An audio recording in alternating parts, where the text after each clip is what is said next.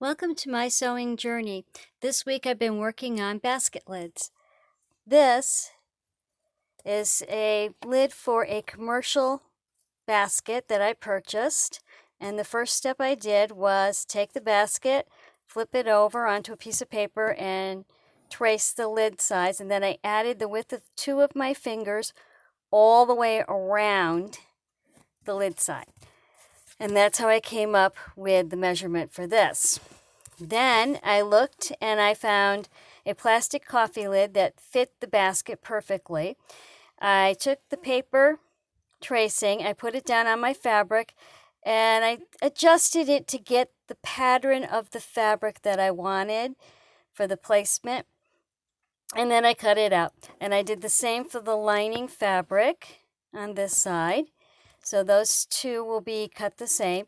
And then right sides facing together of the lining fabric and the fancy fabric, I went around and sewed it halfway. So just sew just halfway because you have to be able to shove the lid in.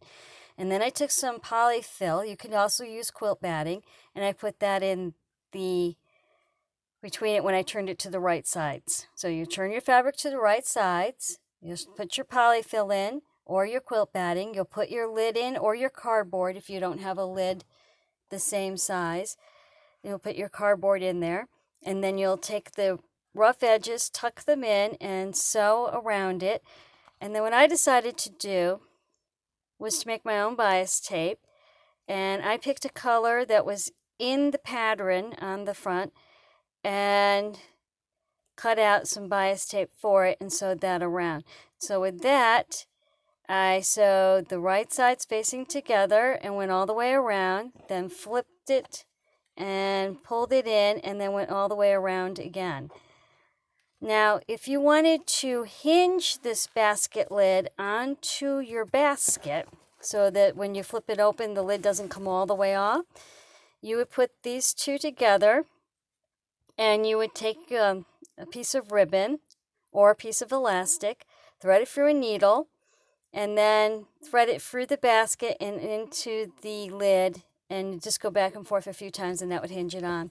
If you wanted to do a wooden knob on there, you could glue a wooden knob on here, or you could take a piece of ribbon and make a loop and put that on there for pulling it up, or a fancy little button.